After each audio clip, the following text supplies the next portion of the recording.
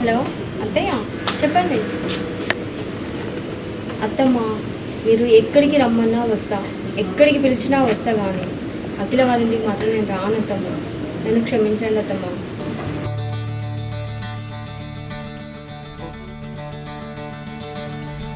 చిన్న కూడా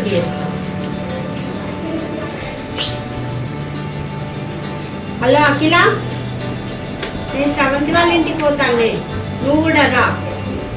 అందరం కలిసి అక్కడ బోనాలు చేద్దాం. సారీ అత్తమ్మ, నేను అక్కడికి రాను.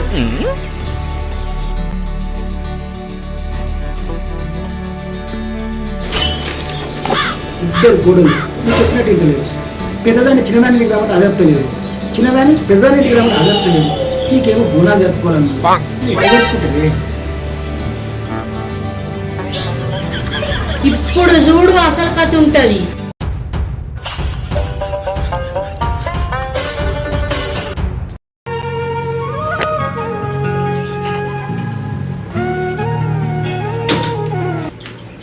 హలో శ్రవంతి, నేను మంచిర్యాల వస్తాను. మీ ఇంట్లోకి రాను, నేను గుడికి పోతాను, అమ్మవారిని దర్శించుకుంటా, వెళ్ళిపోతాను.